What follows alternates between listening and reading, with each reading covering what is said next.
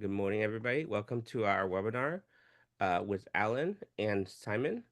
And we're also joined here with Laura from Nyali. Alan is the head of product at Nyali, which they make a very easy to use last planner system software, which allows you to work in a very similar way with sticky notes. And today we're going to have a conversation with Alan and Simon, who's a general contractor in the UK, to talk about their journey in lean construction. Go ahead, Alan. Go ahead, Simon. All right. Well, I'm going to say good day because I think we have people where it's afternoon, including um, Simon. As mentioned, I do head up the product, and I've had um, I'll actually say the word honor of working with Simon for about 5 years in sorting out how we can help companies move in their digital transformation or digitization efforts in their lean construction processes, and we've learned together, and we just thought it'd be really amazing to hear some of his story. So, Simon, welcome. Why don't you start by just introducing yourself, your role, how you got into construction and lean, and give us a little idea of your background before we launch into the conversation. Okay, thanks, Alan. And good day, everyone. I'll pinch Alan's line. So, um, I, I'll start off with my favourite subject, so I'll talk about myself. So I will apologise now. My background from a lean point of view is now I've been working in lean or continuous improvement for about 30 years. Started out in JCB and was fortunate enough really to work sort of alongside Toyota and really get my ground in with some of the best people I think I could ever hope to meet. So I was really fortunate. From there, sort of developing with JCB, the JCB production system, which was pretty much a full lean rollout in a manufacturing plant in the UK, which resulted in within 12 months of implementing lean, we won Queen's Award for manufacturing, which was the first time in the history of the company's done that, which was really good. We launched 3 new products faster than we'd ever done with lower defects and lower costs. So tick, tick, tick, it was really, really good. From there, I got the opportunity to work with Caterpillar, so based out in the US, working out of Joliet in Illinois, for those of you that know it, working on the gearbox transmission site with their lean sort of support. And at that stage, really, we started to get into supply chain development programs. So it was taking lean from within the boundaries of the factory to going wider. Since then, I've done submarines from non-nuclear submarines from design all the way through to manufacture, and using lean techniques taken with the help of the teams working on it. We reduced from the first submarine to the second, we took 2 years off the build time, which is pretty phenomenal. I've done cruise ships, bizarrely. So I've done customer experience, which was around getting people onto the cruise ship as fast as possible as they can start their holiday. And we took that down from 4 hours down to as fast as you could walk. So we again, using lean techniques and streamlining the process. So yeah, it's been quite varied, and also had the opportunity to work with Madonna on one of her world tours, doing sort of a shutdown and startup of the next process. So yeah, really varied, and bizarrely then moved into construction. So because it's obviously the natural place to go after that experience. After submarines and Madonna, of course you'd go to construction. and I think people normally say, well, why construction? And my response is it's probably the biggest challenge we've got. When you look at any industry in the world, construction is the one that is crying out for it. You can read any report over the last 30, 40 years, and they all say the exact same thing. We're not learning, we're making the same mistakes, we're not efficient, and construction is the productivity sort of poor child of any industry. So that was how I got into construction, and my sort of journey now has taken me to Willmott Dixon. So Willmott Dixon is a UK-based main contractor. It's family owned and has been operating since 1852. So we're a well-established UK company, and it's going well. I'm going to say that it's really good. We're really enjoying it. So that's me. Apologies for a bit of a ramble. That's perfect. And I don't think, with your involvement in different experiences and then coming to construction, you start to realize, wow, construction is our total built environment. It's not just one of those vertical segments, it's everywhere. And Yeah. and the principles are the same. So why don't we start with how you and Willmott Dixon got started on this journey? There were a couple of catalyst events. A first project you were involved in, COVID. Do you want to just touch on a couple of those things and give us an idea of timeline? I'm hoping now everybody can see that project. Yeah, that's perfect. Yeah, that's good. So if I start at the end, so this was the University of Birmingham School of Engineering project, and this was our first project really where we use lean in anger. You can see it's a really nice looking building. It's right in the middle of a campus. Logistically, there are no roads, or very few kind of minor roads that you can get things in and out. It was also a live campus, so we've got thousands of students walking around. We'd also got a train station just to the north of that picture. There's the Birmingham University train station, so we had all the footfall of traffic coming through there as well. So it wasn't just about the actual building, it was about the logistics of people and the safety as well. And on the south side of that project, you can't see the other building, but the estates director sat opposite there as well. So when he looked out of his window in the morning, he saw that project, and not just in the morning, but all day. So he saw progress throughout the day of that job. And if it wasn't going as it should have gone, he would let us know, you've not had a good day. So that was the externals. In terms of the internals of the building, because it's an engineering building, the university wanted to use materials that people could relate to. So everything was wooden or concrete. All of the services were left open so you could see them. They wanted the students to feel the building, and kind of as they're considering their projects and what they're doing, really be close to the construct of a project, so they can use that for inspiration. So finished concrete, highly polished, wooden features throughout, open services. Anything that didn't look right stood out. So this is the finished project, and I just want to take you back 12 months. So this is the exact state of the project 12 months before handover, and this is the point that I started. So you can kind of see it's got quite a lot to do. So who brought you in? Like, how you say I got started at this point in the project? Did somebody say, we've got a problem, Simon, come in and help? Yeah, so again, this was the point where I joined Willmott Dixon. So I joined specifically to help with this project. So okay. The business recognized that we needed to do something different. If we kept trying to do what we would always done, we're going to end up late on this job. And there was just so many complications around it. We really wanted to challenge it. But then on top of all of that, we got COVID. So we didn't get it, but we had COVID land with us. So I think that's a really important point to sort of share and kind of talk about, because for me, that was the catalyst for change for us as a business. If you go back to March 2020 in the UK, that was the point at which they shut the country. Nobody could go to work. We don't want you going out unless you're absolutely critical. You've got your social distancing. There was so many constraints around it, and not only from a project point of view, but also when you think about the supply chain that were feeding us. So the manufacturers stopped working.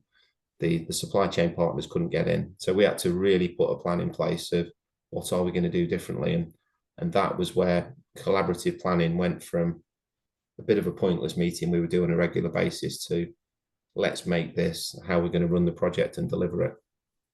So were you practicing on paper? Like, were you practicing collaborative planning or lost planners, whatever you were doing? Like, were you using sticky notes and paper and in your big room on your site trailer?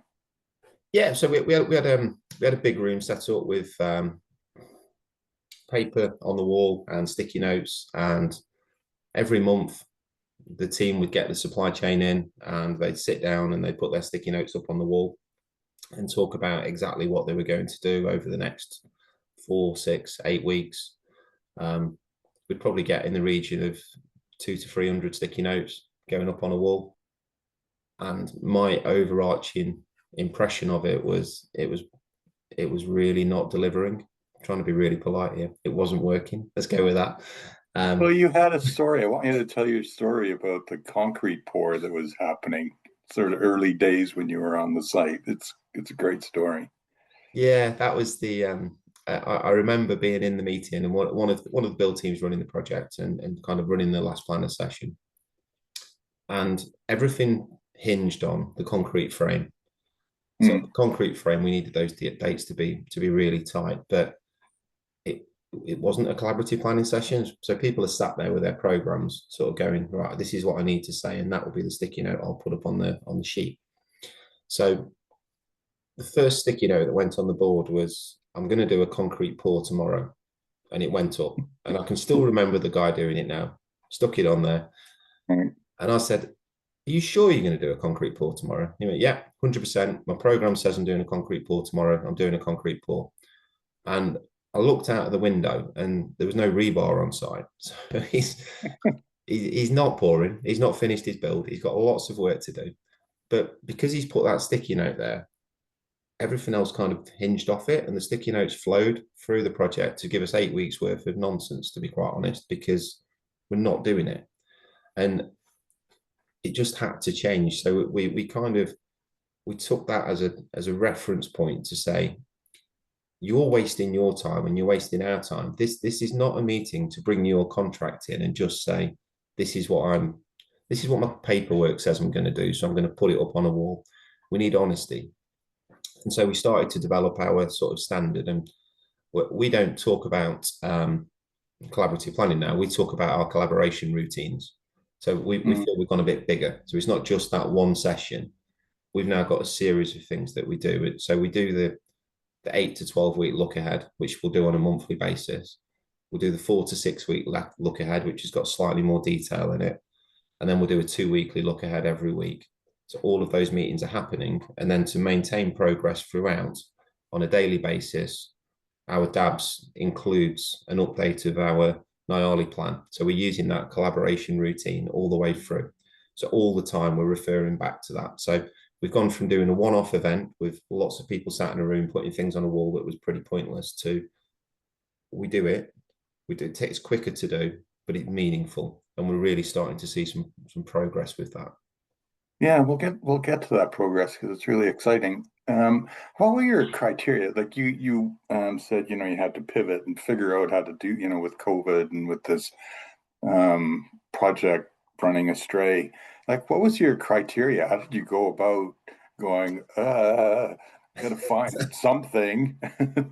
Just tell us about that, because that would be hard, I would imagine. It was hard, but again, I can remember we, as a project team, we all went in the day after it was announced, stay at home unless you're a key worker. We all went in because we needed to get a plan. And one of the seniors on the job said, we need to stop lean. So the last thing we need to do now is have all of this. It's nonsense. It's not going to add value to the process. So let's just stop it. And the most senior person on the project said, no, this is exactly what we need now. We need order. We need control. We need standards. We're going to do it. So the first thing that we did was looked at safety of people. So when you considered sort of COVID as a process, we couldn't have people crossing over. So we needed to think about the flow of people into the building. the materials for them, so they don't need to search around the building. So making sure when they get to a workspace, that workspace is fully loaded so they can do their job. And similarly, they can get out of the building without crossing over. So we went to basic things like a one-way system in and out, and floor plans. So stairwells became directional as well. We then started to get into really clear standards and putting those in place. And we had standards for everything, from what the mess room would look like, to what the project space would look like, to how we'd run our meetings. We went to open air meetings with, again, from a lean point of view, we had a space with sprayed dots on the floor so people would stand in their dot. And it was, everybody really appreciated it because we were doing it for them. It was a really strange time for the country and probably for the world, because people were scared to come to work, but we were using these tools to make it safer for them to be at work. So they really appreciated it. So when we were talking about the project, the conversations were much more meaningful. And so we started to find that just by putting these routines and rigor in place and being really true to it and listening to people's concerns and fixing things, we found productivity started to increase more and more. And then I think the best thing that happened to us on that project was just up the road from this particular project is Birmingham University Hospital. So one of the surgeons was walking past and he stopped to talk to our gateman and said, this is probably, he said, this job is safer than it is in the hospital. Whoever's done this, fantastic, well done, which was really, really, really good to hear. So I'd say we started from a safety point of view, then focused on the people, and then we found the delivery improved. So it was quite an innovative way of looking at it. But when you reflect back on it, we did things like we used 5S, we used standardized work, we did collaborative planning. So we were using the sort of lean toolbox, but really focused and honing in on specific issues that were relevant at that time. But we did a lot of learning as part of that. Yeah, that's really interesting, where that crisis, actually encourages innovation and the respect for people part, which is core of LPS. Well, this is a perfect story demonstrating that, how that works and that matters. That's really interesting. So from that project, there must have been attention on it, I assume. Like, how did then you start on, hey, wait a minute, we saved this project? Did someone come and say, hey, Simon, I got 5 more for you? Or Simon, I think, what do you need? Like, we love this. Or just tell us about that part, because it must have been another sort of pivotal step in terms of going across Willmott Dixon. I'm trying to think of the best way to sort of tell this, because there's so many good news stories from this job. It's kind of it's unreal. So from a customer point of view, we got the highest customer satisfaction scores we'd ever had from that particular customer. Oh wow! Which really good. We from a safety point of view, we got the best safety scores we had on any project. From a quality point of view, we found not only the quality of delivering it to the customer at handover, but the latent defects. So this particular project had less latent defects than any other job in our business. Wow. And, as you start to unpick all of this, you think, well, it's because we had standards. We had really clear ways of working. We had great teamwork. We had a brilliant ethic. We trusted each other. And, I think you probably hit the nail on the head with that respect for people was really at the core of this project. Right. And, it got to the stage where we were using different lean tools at different points. So on that photo I showed you, you saw the facade that was around the building. Now, that facade was being installed by somebody that does that for a living. It's their job. They are the experts in it. but they challenged me because they said, I bet you can't find a way a bit of installing this facade any faster than I can. And I am the type of individual that will take that challenge all day. So That's right. I went out and I got my little GoPro and just videoed his team installing the facade, and then went back to my laptop and just broke it all down. So everything that they did into value add, non-value add, and created a new standardized work process for him and said, I think if you give this a go, you might find there's a slight difference. He laughed at me and went, I'll tell you what, I'll give it a go for a week. And if this isn't faster, you owe me a coffee. I went, that's fine. If it's not faster, I'm expecting you not to do it, but we'll go from there. I then went on holiday for a week, which is never a good thing. When I came back, he was stood at my desk waiting for me with a big coffee. And Nice. He said to me, he went, here you go. And he gave me a piece of paper. And the install time had gone down from, and I am making numbers up, but these are kind of similar numbers. The install time had gone down from 50 minutes down to like 12. We'd managed to take 2 people out of his team that were working on it. So we got more people working on other jobs. So we'd grown his business as well. We'd reduced the double handling. We'd eliminated a lot of the waste from the process. But more importantly, if you remember, I said that the estates manager was facing that building. The estates manager actually rang us up and went, this facade's flying now. What have you done? So when you've got those kind of positive messages coming out, it tends to get other people kind of looking at it. And I've found that as I've always done this, that work with people that want to do it. Don't waste your time trying to push people into it because it will never happen. The minute we started to get real progress and real benefits, everybody wanted to come to this job to have a look at it and understand what we were doing differently. So it started to get some traction, and we gave people little tools to go away and try. So things like 5S, this is how you do 5S. You set it up like this, and these are some of the benefits you'll see. But we used 5S instead of cleanup notices. So we started to treat each other as grown-ups and say, we're going to have a standard for how a work area looks at the start of the day, at the end of the day. And we'll all commit to maintaining that standard. And if it doesn't look like that, we'll come back and we will put it correct, rather than us sending a cleanup notice. And just by doing things like that, we found there was a massive reduction in noise and email traffic, but also we increased productivity significantly just because the areas were ready for people to work in.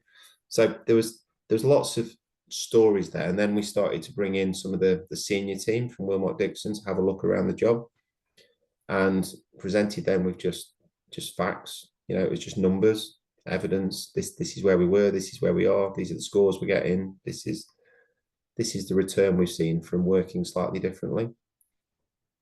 And so then we got the challenge of, how do we standardize what we do? If this is so good, we should be doing it. So Everywhere. That's right. I really, that was, I mean, you really articulated that story really well. And just for our audience, I mean, this is like one of the best examples I've heard from an unactionable concept like respect. And then once there's respect, there can be pull. So the facade guy said, okay, yeah, I'll give it a go. And then it's a great example of lean, the 2 major tenets of lean, of adding value and reducing waste. And you talked about all those. This is one of the nicer examples of those tiers. So that's awesome. So the last thing you were talking about is, so now people see the results. There's numbers. Why don't you talk about sort of your journey on creating this, call it, standards across the company, and then being able to measure. And there were a couple numbers that you talked about in terms of just PPC for one. Why don't you just talk about the standards, and then, now that we're across the company, we need to think differently, hence the word transformation, right? Yeah, and I'll probably take a step back if I can. Sure. One of the first things we had to do was break a few perceptions. There was a perception that you can't standardize what we do. Everyone's different. Everything's different. Hmm. And I do hear that a lot. We don't make cars, and we don't want to make cars, but actually a lot of our processes can be standardized. So getting people to recognize that and recognizing yourself what you can standardize is absolutely key. Oh, wow. So Makes sense. we set out with as a mission to drive efficiency across the business. So we went to every single board that we got in the UK and said, this is what we want to do. We want to do lean construction and do it properly. These are the steps that we're going to take, but we want you to commit to a standard. So I don't want varying degrees of how we're going to work. We want there to be a Willmott Dixon way of working. So if you walk onto a Willmott Dixon job anywhere in the country, we're doing this because we know it works and we've got the evidence around it. So we started the transition from paper to digital allowed us to demonstrate that PPC, so percentage plan complete measure, which was all around how often do we do what we said we were going to do on the day that we said we would do it. And if it didn't happen on the day that we said we were going to do it, we didn't count it. So when we started this journey, I think we were around 38, 40%. Over the years now, I think we're definitely at 78. We're pushing towards 82% PPC now consistently. Over the last 2 years alone, we've got over 200,000 digital sticky notes that we've now got data points for. So we're starting to think about how can we use that to really drive future models, to think about our processes.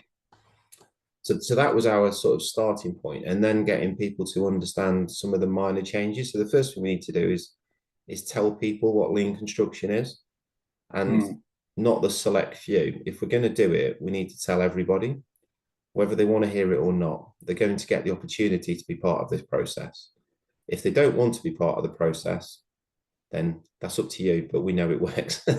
So how did you decide to do that? Did you go to regions or sites or videos or learning, like how did you actually deploy? Just helpful hint for others that are sorting out this journey. So we created our training so it's specific to us. I think that was key. Okay. So the first thing we did for like the 7 wastes, we got photographs of projects with all the 7 wastes on. Oh, and good. It's not hard to do. I've got one photograph that shows all 7 wastes beautifully in one location. And awesome. And when I took the photograph, I can still remember again the construction manager saying, "Why are you taking that?" And I went, "Because all the 7 wastes are here."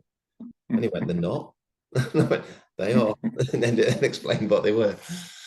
So having those reference points that are ours was really key, because then our people can go, "Oh, I recognise that."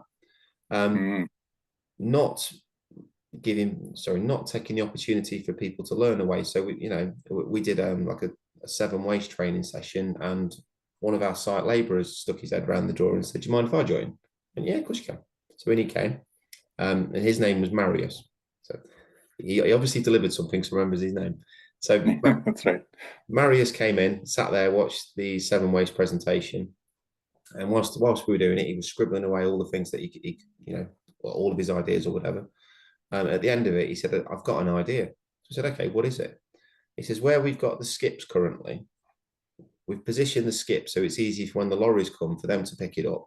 But actually, for us to get the rubbish out of the building into the skips, there's got loads of waste. There's excess transportation waste within that.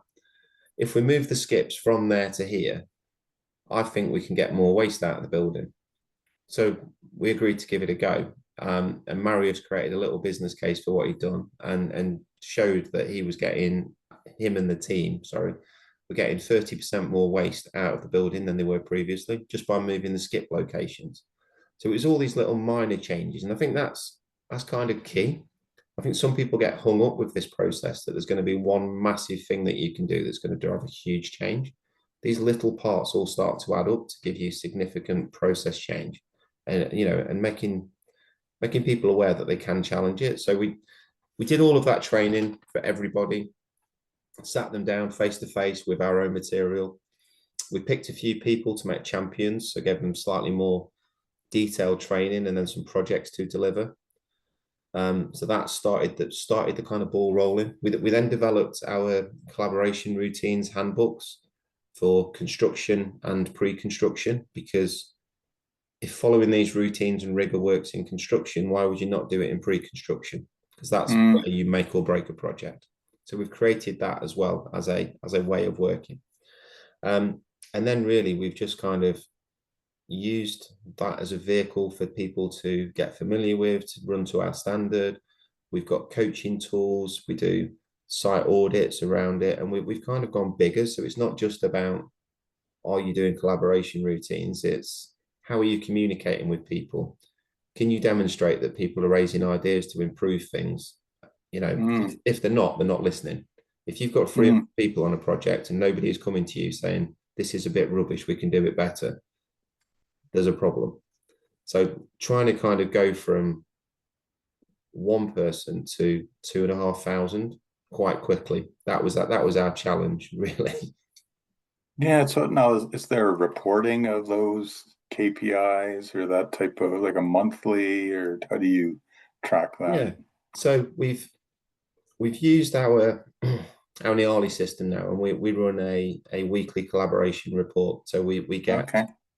we get the information from Niali, and we've built our own sort of uh, dashboard in Power BI, which is specific to our needs. So it's, Right.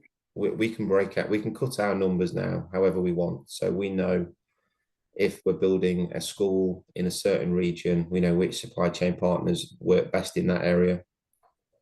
And that report runs every Monday. So you get a live update, not live. On a Monday, you'll get a full productivity update of how's that project performing, what type of issues are we starting to see. We share that with our supply chain partners as well, because we want them to be part of this journey. We're not using it as a stick to beat you with. We're using it as a tool to drive your performance, because if our supply chain are really efficient and do really well, guess what? So using that information has been absolutely key. And I think the fact that using the Niali tool, it's in your pocket. So you can get it out, you can open it up and you can start to see it. You know, it can be on anybody's laptop, it can be on your tablet, you know, you can really start to use it and make it real. So it's become, yeah, it's become a really key way of our sites working, which is fantastic. But yeah. So let's talk about your brand, or the perception of your, you call them supply chain partners or subs, or, like, do they have a different attitude towards you? Like, do you hear sort of, hey, you guys are awesome to work with. This Willmott Dixon way is refreshing. Like, I was at a job site, one of your sites in, I think it was in uh Manchester. I felt an excitement actually in the trailer, which was like an energy, which is really interesting. That's Like, good. how, yeah, talk about that. Like, has it affected your reputation in Um, terms of this transformation that you've been on? I think so. I mean, I obviously talk to the supply chain quite a lot, and Right. I've had things said to me like, if it was a choice between who we want to work with, we'd always pick Willmott Dixon now because you think differently, Well, hmm, which is really nice to hear, really refreshing. Um, absolutely. I've seen where our collaboration routines are really adopted and working really well. Our team really don't need to do a great deal. The supply chain do Hmm. it amongst themselves. So they know what's expected and they know that it works and they want it to work. So therefore, our meetings are really slick. Like I say, we used to do these longer look aheads, and it would be, well, it could be days, you know, 2 days sat in a cabin trying to create a 12-week plan that no one's ever going to achieve.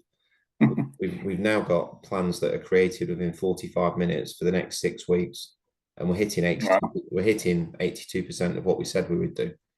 That's a massive change, and the supply chain have just really embraced it. I think it's a real contrast to a lot of our competition, I would say, and their approach to it. We've not gone, let's do this really well on one project. We've said, let's do this because we know it works. So the whole business is doing it.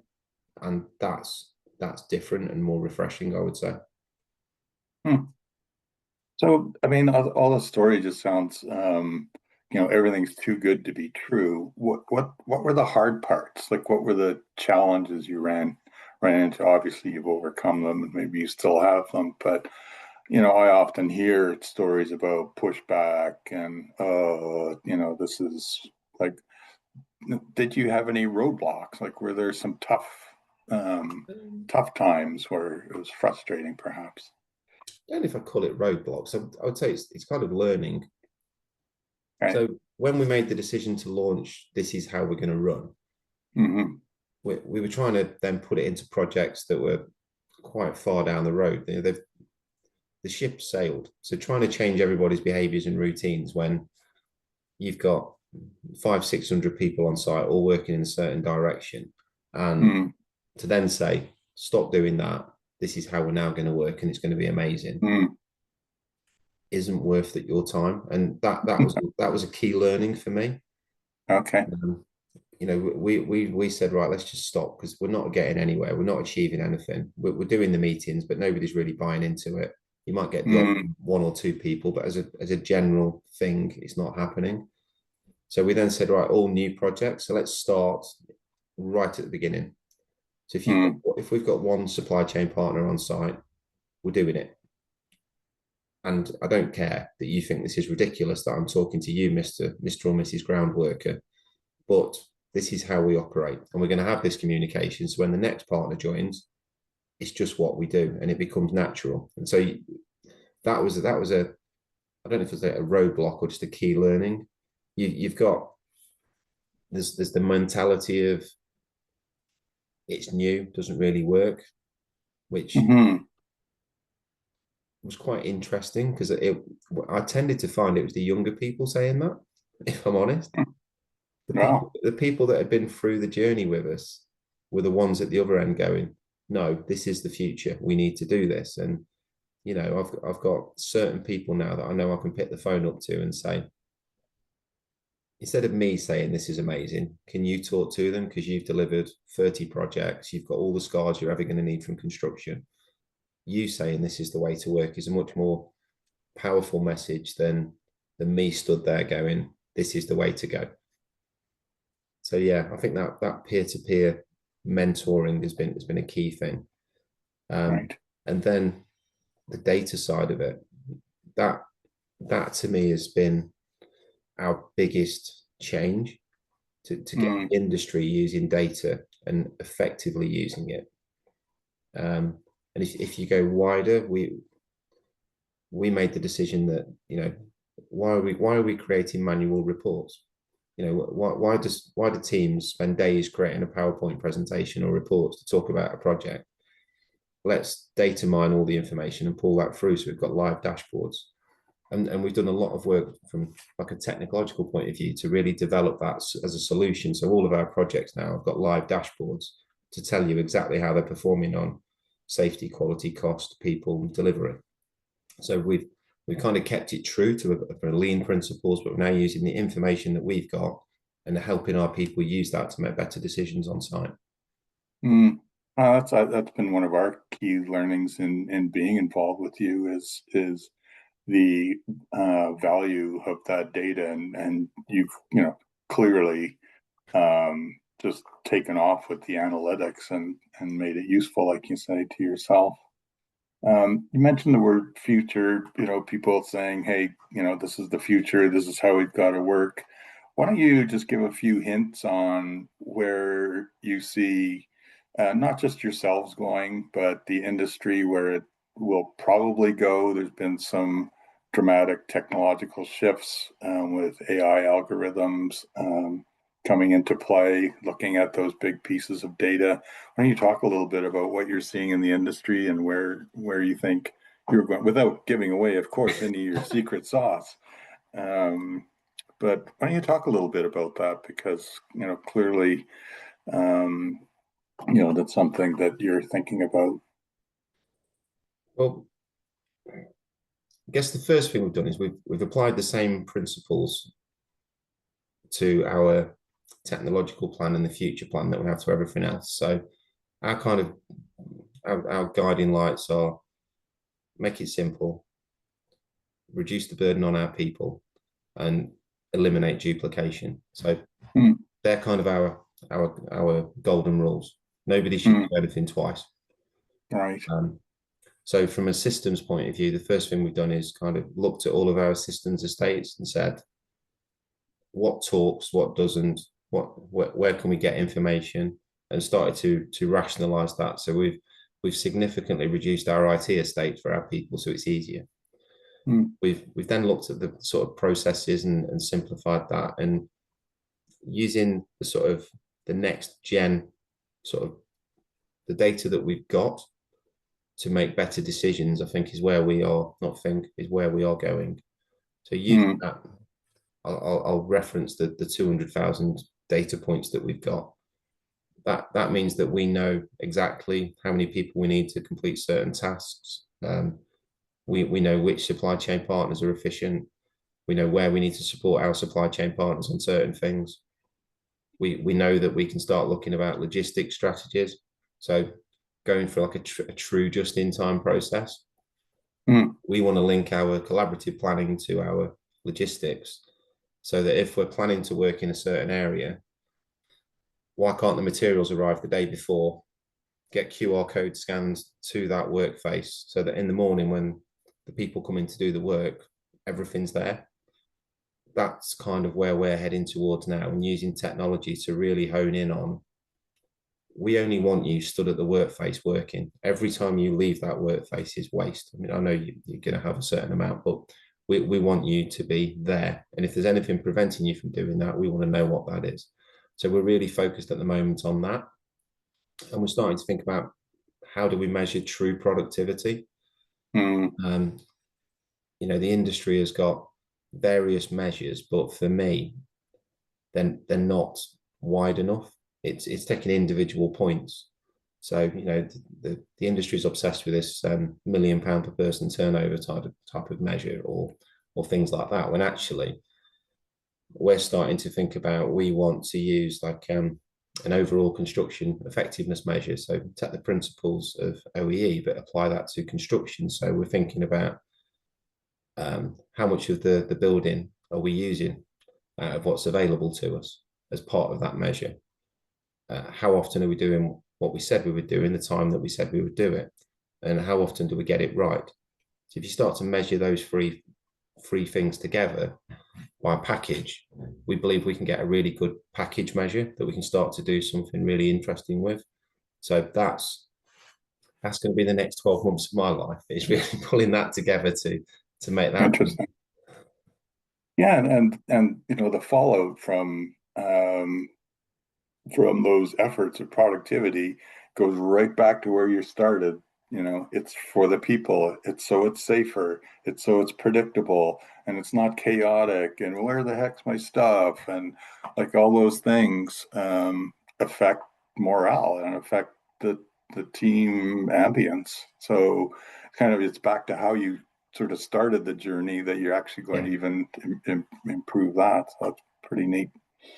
There's other things that I've heard you talk about, words we use like early warning systems, predictive analytics, besides the bigger data points. What about things that are synchronous? You need to know them right away, being proactive. And I've heard you talk a little bit about that. I'm sure everybody would appreciate your perspectives on that. Yeah, no problem. So again, sorry, I'm going to have to take you back to the original project. Yeah, please do. So good story. When we started that project, the key measure was number of people on site by package. So the concrete frame company partner, they were due to have 110 people on site every day, and we recorded 110 people tick. I started to break it down into, well, what do we actually want? So how many people do we want working on the rebar? How many chippies do we need? Doing all the woodwork around the frame, everything, getting into the real detail of what skills have we actually got. And quickly started to realize that on a daily basis, we were short of people that we needed to achieve the program. So working with the Willmott Dixon team and the supply chain partners directors, we agreed an escalation process. So we had a breakdown of the workforce from a skills point of view. We would, at 8 o'clock in the morning, who's in, like a roll call.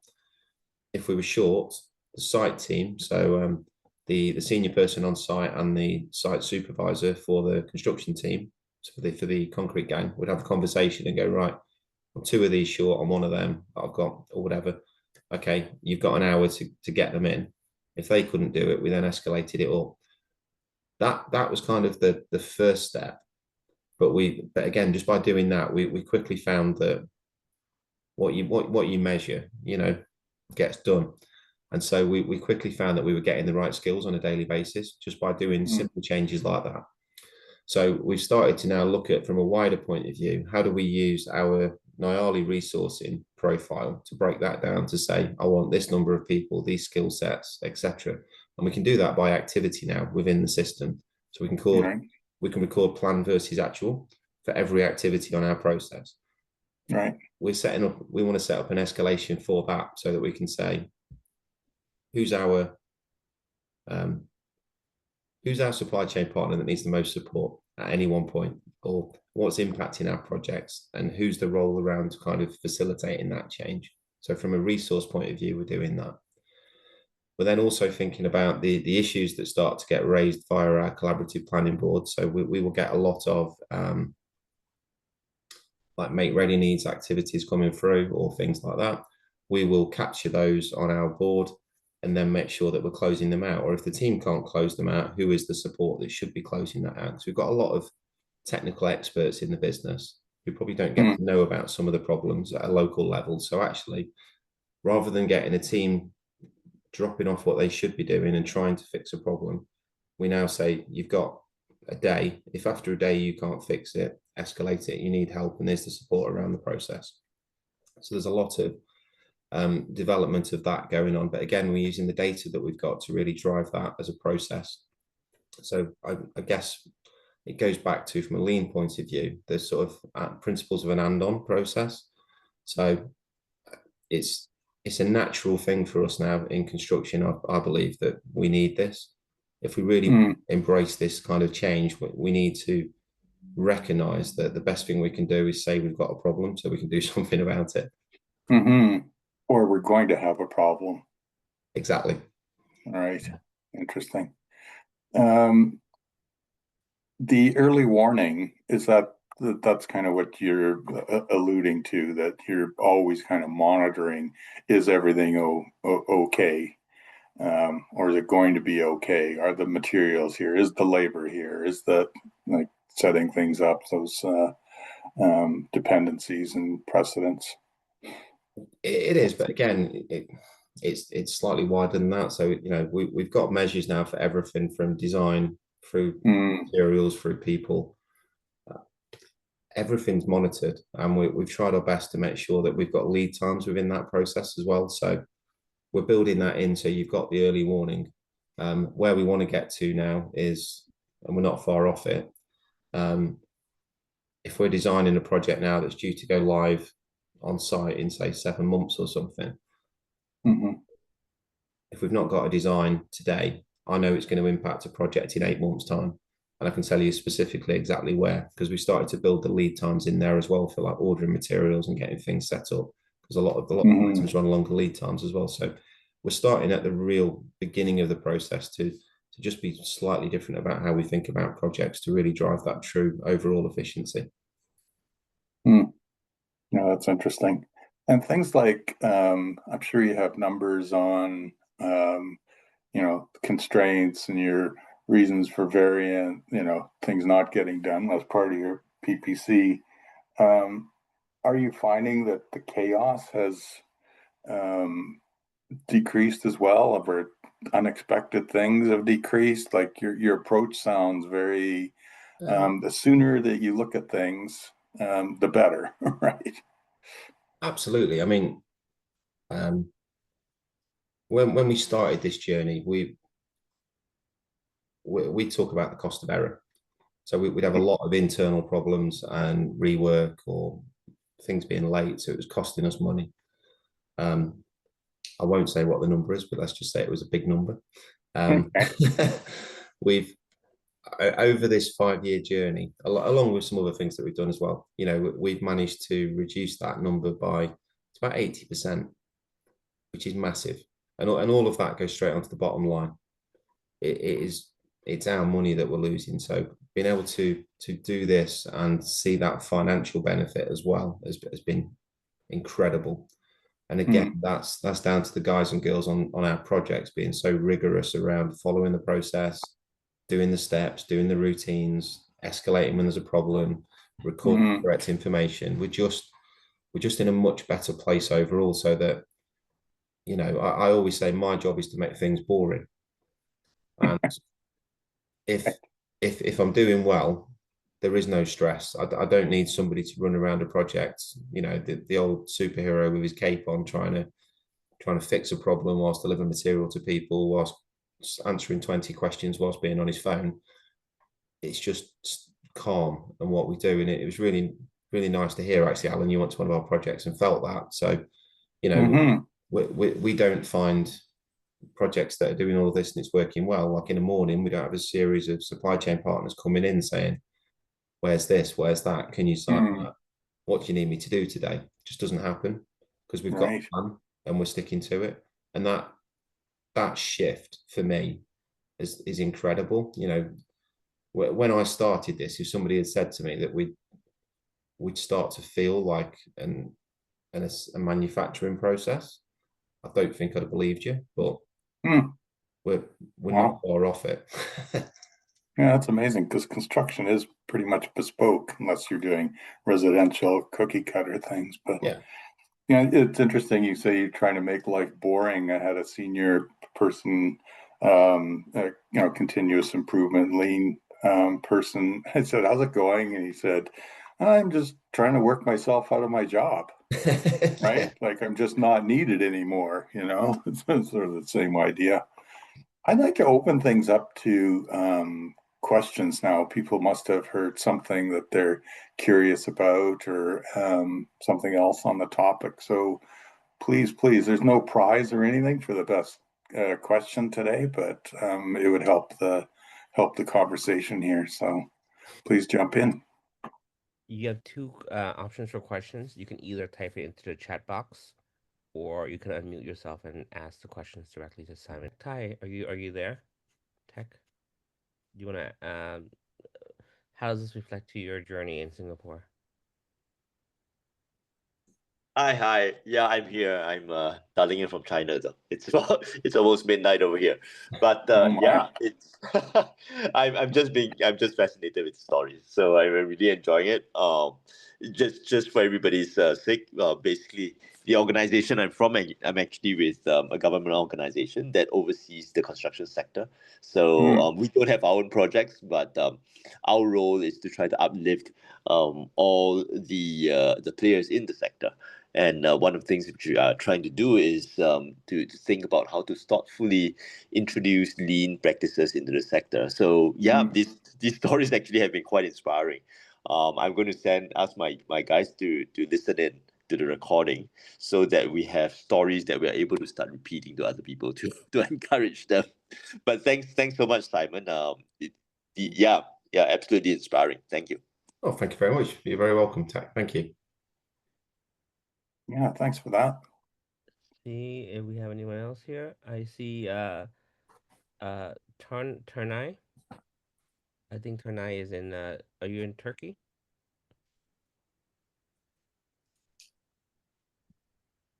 No, I'm in Hungary. Oh, Hungary. Sorry, I apologize. Yes.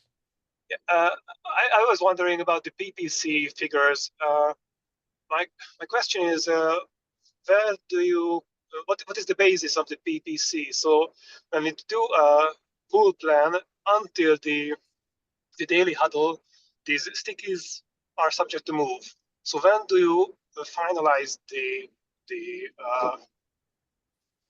tasks from when you calculate the PPC number? Okay, great question. So if I take you through our kind of routine, that's probably an easier way of doing it. On a Thursday, we will do our forward plan, say for the next week or 2 weeks.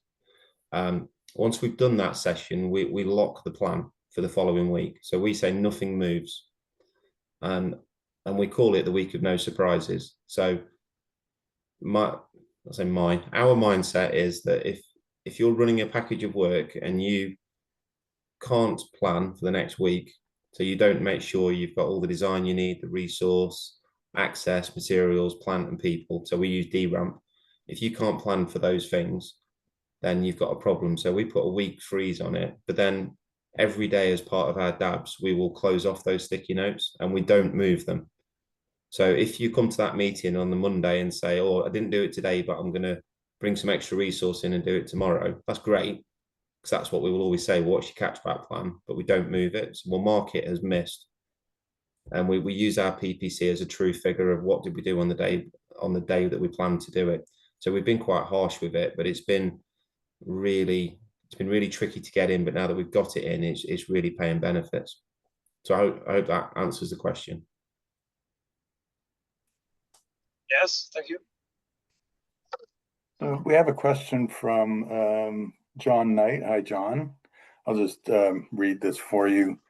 In the UK, we hear lots of requests to import or automate collaborative planning from the master schedule and pull into the collaborative planning. And so what's your view on that? Like tips on best practice for how to start?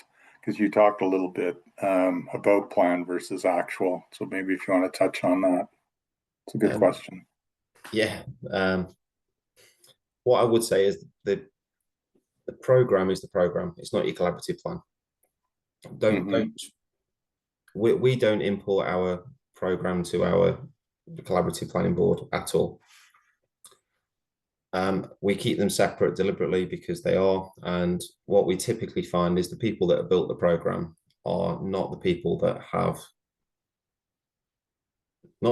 are going to deliver the project. So therefore we keep them separate. The only thing that we will do occasionally is we'll pull in some of the milestones or key points to say, this is where we need to be over the next few weeks. So we use it to help us be honest and true around delivery of that program. But we never make any attempt to pull the program in. It's getting away from the purpose of collaborative planning. If you're trying to do that, I think you're just mixing your eggs. Onions, is it? I can't remember what we're mixing. We're mixing something. Something. Well, it's definitely, the program's the what and the planning is the how. So, I mean, those are quite different. And then another question from John. What tips do you have on creating standard behaviors, naming conventions to deliver meaningful data across projects? Yeah, I think that's a pretty simple question. I think John is giving me a prompt, so thank you, John. Appreciate that. I think so too. So what we've done is, and I will say standards a lot, and I probably have during this presentation, so apologies, but we've standardized our reason for variation. So if anything doesn't happen on our projects, it's down to one of our 14 reasons, and they are locked. So everything has to be in one of those buckets. We've standardized our supply chain naming convention. So if you're using a supply chain partner on any projects, it's linked to our supply chain database. So the name is true. So we can use that information. We've standardized absolutely everything that we need to make sure we get honest and true data so that we can kind of get the most from our processes. So yeah, it's not been easy, but it's worth the time and effort and putting the clarity around things like that. Even down to we've now standardized our milestones for every single project. Oh, wow. Every single project, irrelevant of what it is, has got the same 16 standard milestones. You might want to add another 20 if you feel that way, but there's 16 that we have on every single project. I guess I should add that to our product. That seems interesting. Back to the PPC, Tech is curious. Is 80% like really high for a PPC? Yeah, I think so. I mean, if I'm being honest, I would say a lot. If I look at projects and companies, they're probably around 60%. 60% is probably pretty good. I think 80% is incredible, and I'm really proud of that figure because there's been a lot of effort to get to that point. I'm just looking at the report now. So we're currently at 81.7%. So to be there and consistently be there is a real reflection on how the team have adopted the standards and the benefits that we're getting from it. All right. Good question. Thank you. We still have some time left, so maybe one or two more questions, and then Yeah, Dwan, do you have any questions, Dwan? No, I've been listening. I mean, the story's good. I mean, it's nice to have an underground story of these, implementation stories that we're not even having to show anything flashy. We just have to tell the story. I thought it was a good story. Awesome. Thank you. Well, thanks to Um, Simon, not me. you were asking good questions, so I thought you did a good job asking questions. So if I'm anybody, just being a good listener. okay, John has a question for you. Tips on getting buy-in from the C-suite, senior leadership team. I mean, I assume you're part of that team, so. Well, I think from the off, it's understand, it's putting the measures in place. So when I started, we would present things back and say we were there and we're now here, and the kind of standard answer would be, yeah, but we'd have done that anyway. It's a typical project life cycle sort of thing. So what we've done now to get that real support and buy-in is demonstrated the value. So because we've got all of the measures in place, I know every single project that's doing this and doing it to a certain degree, we do very well on. I know projects that are reticent, more resistant to doing it, are not in such a good performance position. And so it's quite an easy conversation now because the story is so good and so strong, and we've got the data around us and we've got all of the evidence and stories. It means that I don't need to convince them anymore because the numbers are convincing them themselves and what they see and feel. And I love things like, the message you gave, Alan, it felt different. That is a real thing for me. And, one of our managing directors has said something similar. It just feels different. There's a different attitude to everybody. There's a different respect. It's calmer, it's safer, it's cleaner. The product looks better. The customer's happier. The whole thing is just in such a good place that it's why wouldn't you do it? And that's kind of been my message to sort of people as I talk now.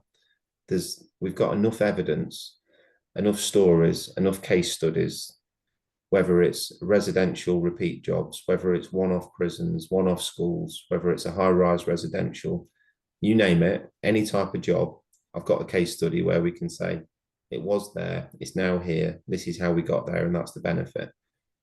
That's priceless.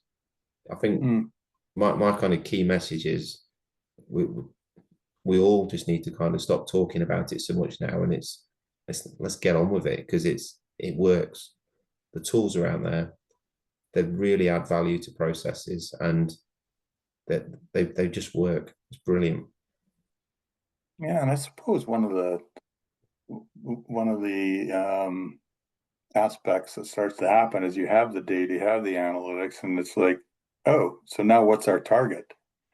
Yeah. So now you start to say, that's good enough, keep doing, or hey, let's make it 1 point better. Will that have impact, etc.? Are you doing that type of thing as well, or? Yeah, I'm already starting to think, how do we get to 85? How do we get to 90? That's right. Well, if you get to 90, you probably can do more in the day. So yeah, but again, it's using that information and those dials and saying, where is the needle? Where should it be? And also, if everything's green, we've got a problem because it shouldn't. It's a construction mode. It's construction. Everything shouldn't be perfect. Things will happen. So if everything is always perfect, somebody's not reporting the truth. What are you not telling me? That's right. So don't be complacent just because it's green. You still need to go and look, and that go look see is critical. Well, to get back to John's question, I think there's another one here, but I'll just touch on John's question. The conversation is different now with the C-level and executives. You're actually, it's not about convincing anymore. It's, how can we even be better? It's kind of interesting. And it's really good. I mean, I love it now that I've got senior directors in the business now saying to me things like, how can we implement Pokeyoke across our projects? Mm. And I've not introduced that word. They've now gone off and they like what we're doing. They've started to dig into it and really you thinking, right, what's the next step for us? Where should we be going? And it's just good. It's a really good environment to be working in. Yeah, neat. So Leonardo has a question. I'll read it as it is so I don't misrepresent it. Suggesting that collaborative planning might exist on site as a manual process, helping teams coordinate, make decisions. Digitalizing the existing practice does not necessarily by itself solve the persistent problem of over-reporting and duplication. What risks do you see? And a thank you for your answer.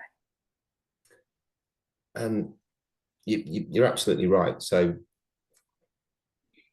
digitizing wasn't the solution for us, and it wasn't that we digitized once we got processes that were really good and slick.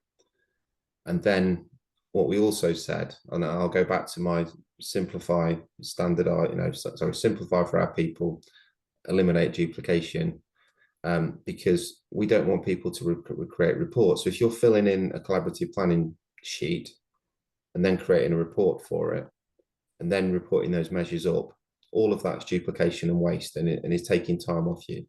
So we've eliminated all of that now. So we do our collaborative planning digitally because we know our routines work and it's about behaviors more importantly than any system.